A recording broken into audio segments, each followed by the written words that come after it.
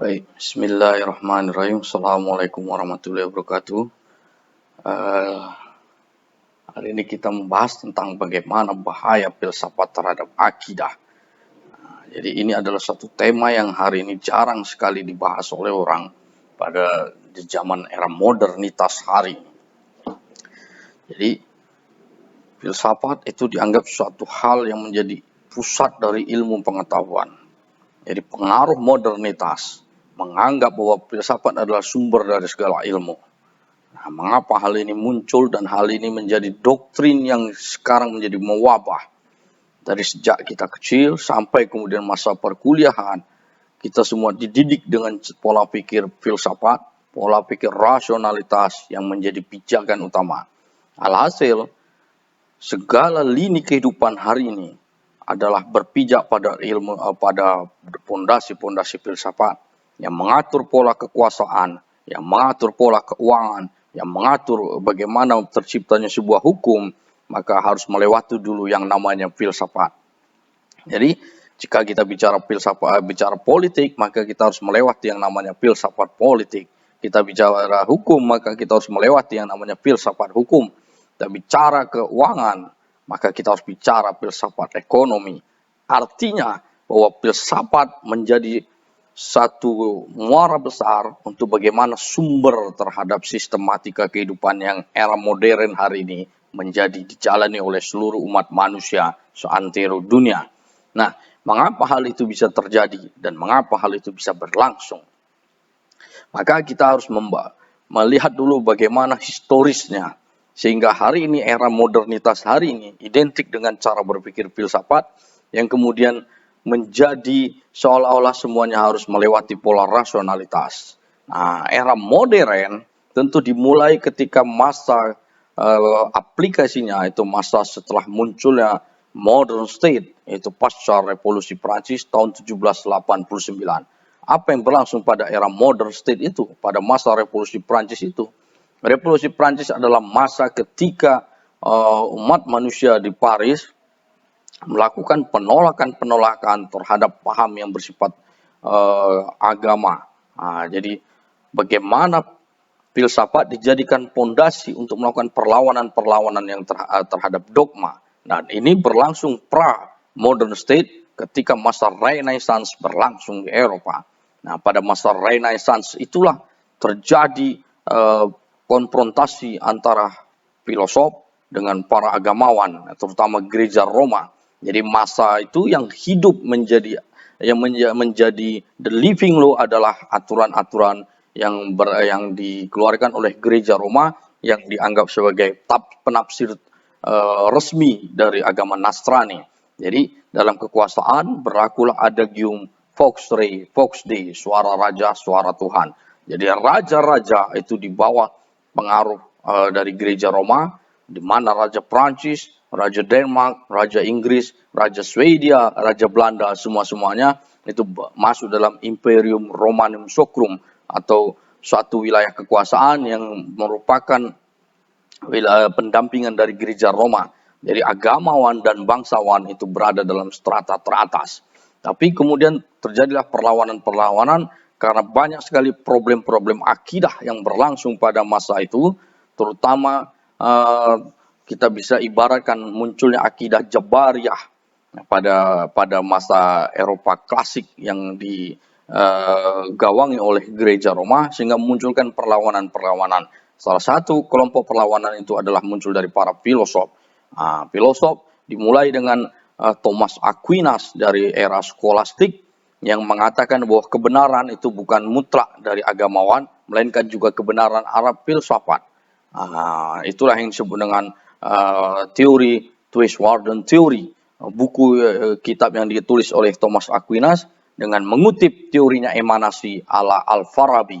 Jadi Aquinas belajar dari para filosof-filosof Mu'tazilah.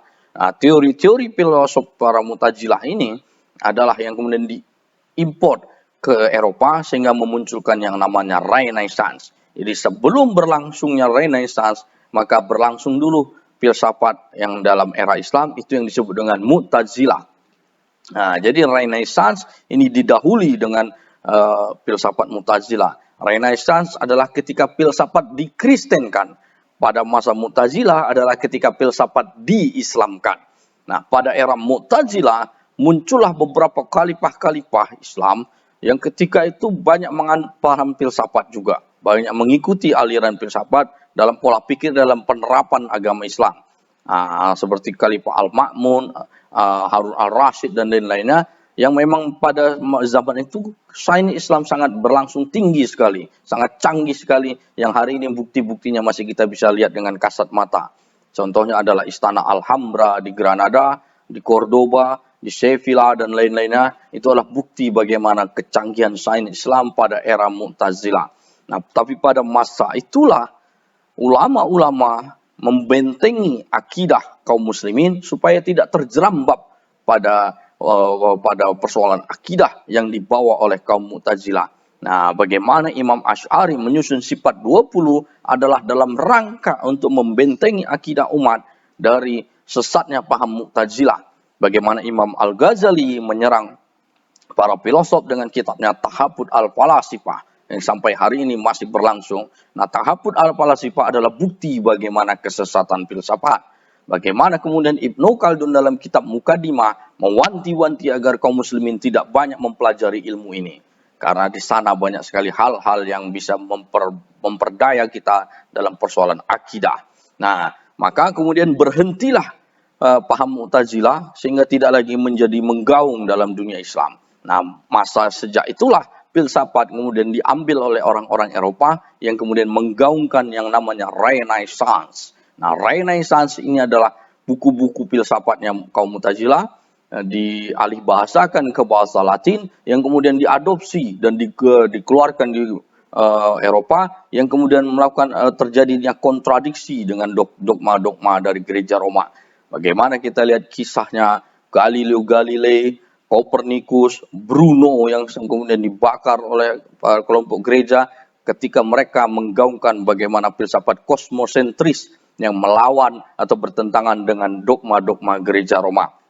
Bukan hanya di wilayah itu, dalam wilayah lain, filsafat kemudian juga digunakan untuk menteorikan ulang tentang yang namanya kekuasaan. Nah, karena kekuasaan ketika itu berada di tangan raja.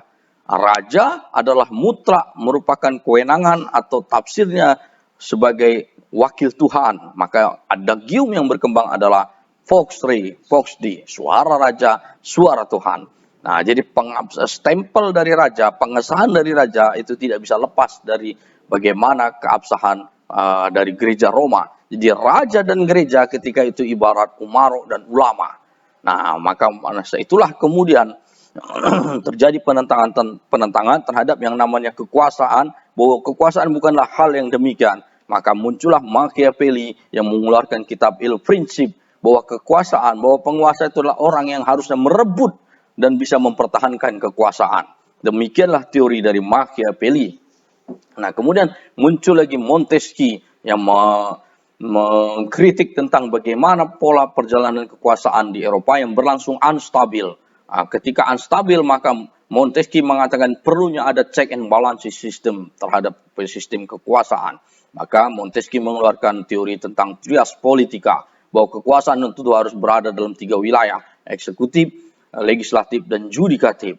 Nah, kemudian muncul lagi John Bodin yang mengeluarkan teori sovereignty atau kedaulatan, bahwa raja atau kerajaan itu haruslah memiliki kedaulatan penuh untuk menjaga kestabilan. Nah, kemudian ada juga kita kenal dengan teorinya Thomas Hobbes. Thomas Hobbes dengan bukunya Leviathan mengatakan bahwa kekuasaan itu haruslah bersifat stabil. Nah, Hobbes mengutip lagi katanya teori dari Machiavelli, bahwa disitulah prinsip dasar manusia sebagai manusia yang binatang buas, manusia yang dianggap sebagai memiliki sifat hewani. Nah, jadi Hobbes hanya mengambil salah satu sifat manusia, itulah yang dianggap sebagai homo homini lupus, manusia dianggap sebagai binatang buas. Nah, inilah yang ketidaklengkapan Thomas Hobbes dalam menteorikan tentang manusia. Imam Al-Ghazali mengatakan bahwa manusia itu sejatinya memiliki 3 sifat. Sifat hewani, sifat setan, dan sifat malaikat.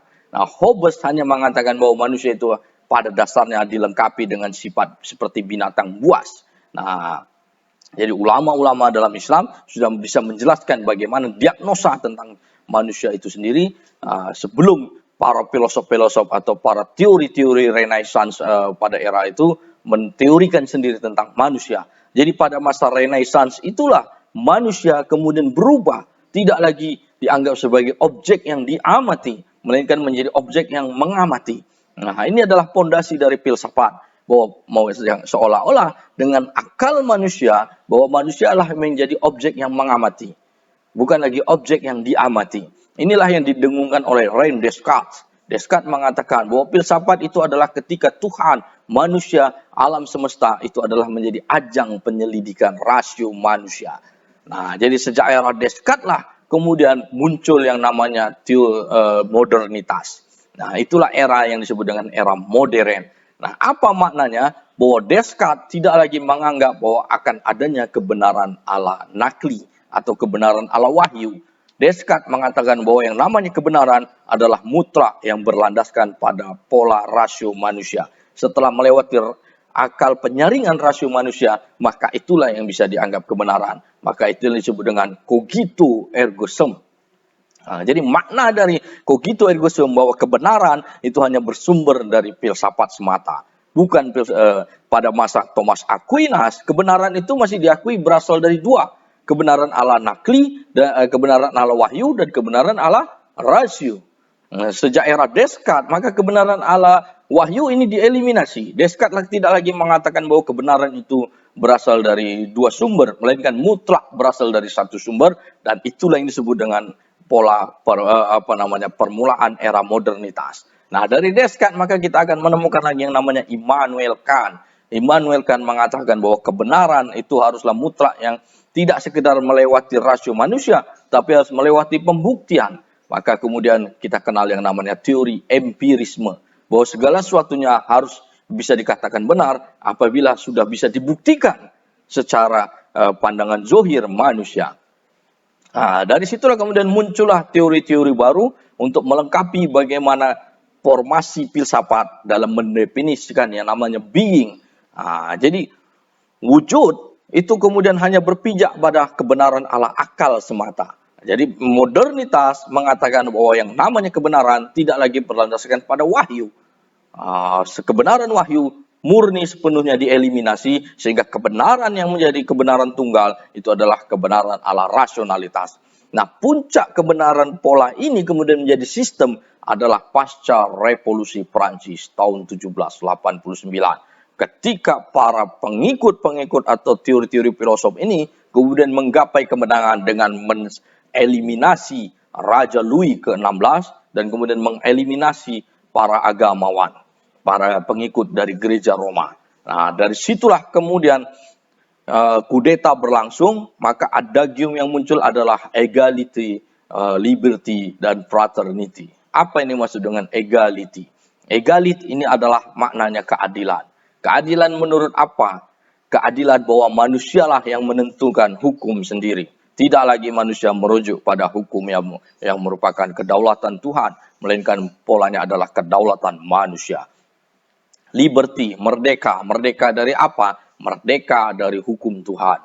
Fraternity, persaudaraan. Persaudaraan terhadap apa? Persaudaraan sesama pengikut Protestan. Karena ketika revolusi Prancis, maka yang berada dalam dua garis besar adalah antara kaum Katolik pengikut gereja Roma dan kaum Protestan penentang gereja Roma. Nah, jadi slogan equality, liberty, dan fraternity itu adalah bermakna demikian. Jadi bukan manusia yang merdeka sepenuhnya, manusia yang merdeka terhadap hukum Tuhan. Itulah maknanya dan itulah yang disebut dengan era modern. Ketika manusia menganggap modernisasi itu berarti bahwa segala sesuatunya adalah berdasarkan pada rasio.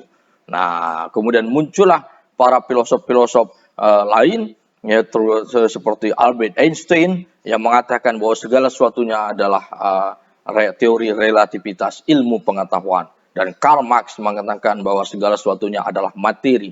Jadi hal-hal yang bersifat batin atau goib itu tidak lagi dianggap sebagai sumber dari kebenaran sebagaimana pemahaman Karl Marx. Nah, maka hal-hal yang bersifat zohir semata itu menjadi pondasi dasar dari munculnya yang disebut dengan ilmu. Karena filsafat mengatakan dianggap sebagai sumber dari segala ilmu pengetahuan. Nah, tentu ini merujuk pada ajaran dari ajaran temurun yang diajarkan oleh Socrates melalui Plato, kemudian Aristoteles.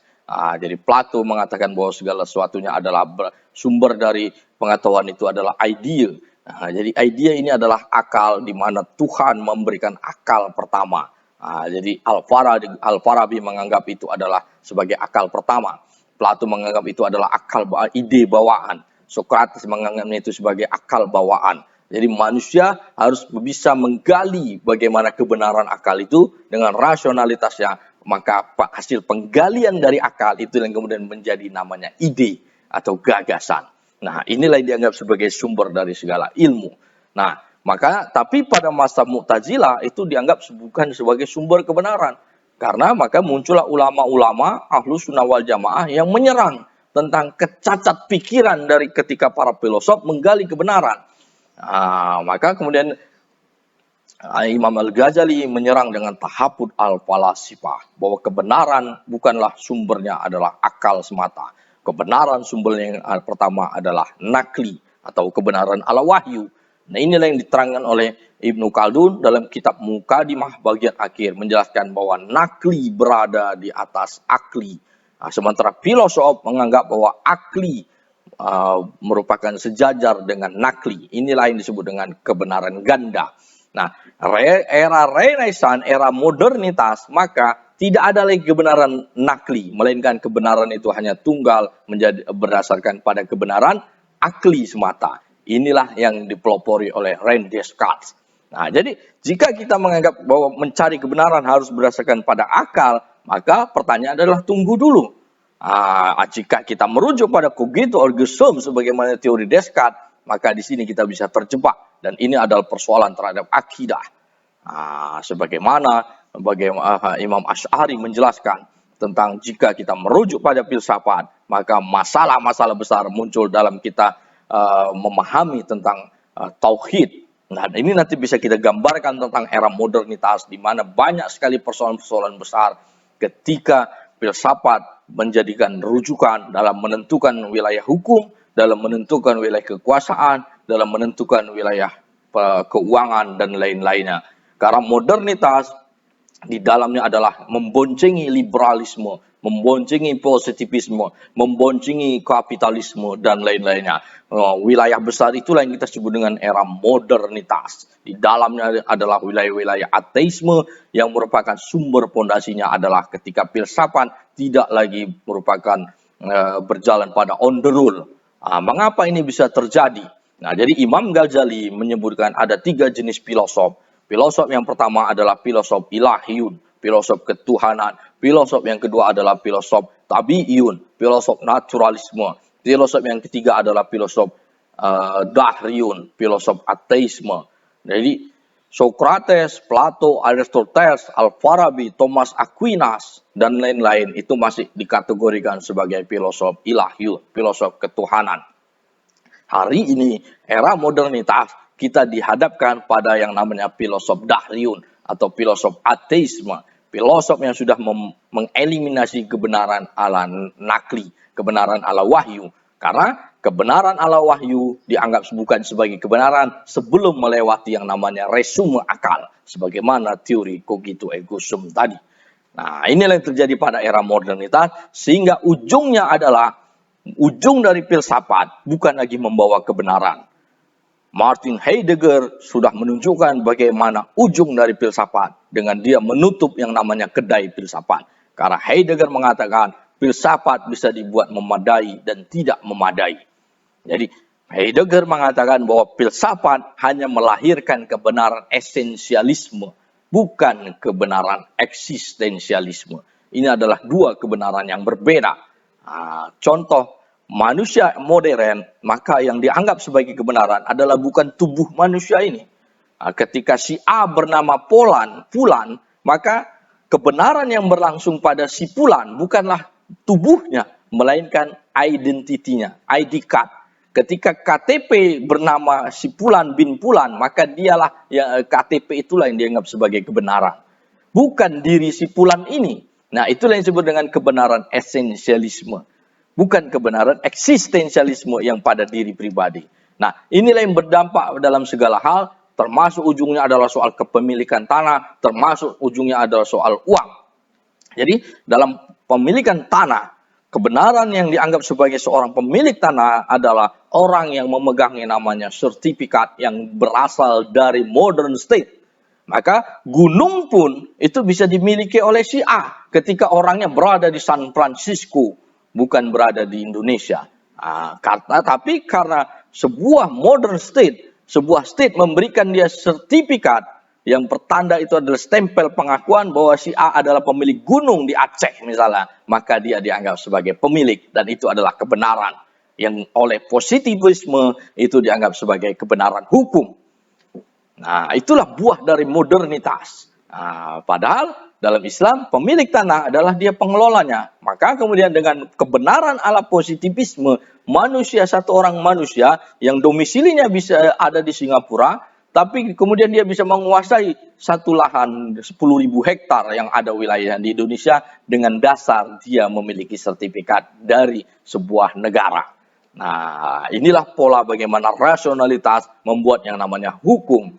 Yang ketiga, dampak besarnya adalah ketika state merupakan pola hasil dari rasionalisasi dari teori politik, kemudian melahirkan yang namanya uang atau alat tukar, maka mau tak mau wajib itu menjadi alat tukar. Sehingga kemudian kertas pun, selembar kertas, itu seolah-olah dianggap sah sebagai alat tukar. Padahal esensinya itu adalah kebenaran esensialis, bukan lagi kebenaran eksistensialis. Jadi alat tukar sejak dulu tentu adalah barang yang bernilai, emas dan perak dan lain-lain, yang hari ini menjadi nilainya itu adalah ditentukan oleh yang namanya state. Dan pola keuangan yang berlangsung adalah ternyata bukan state ansih yang memberikan stempel terhadap bagaimana nilai uang itu, melainkan ada satu kelompok lain yang itu disebut dengan para bankir.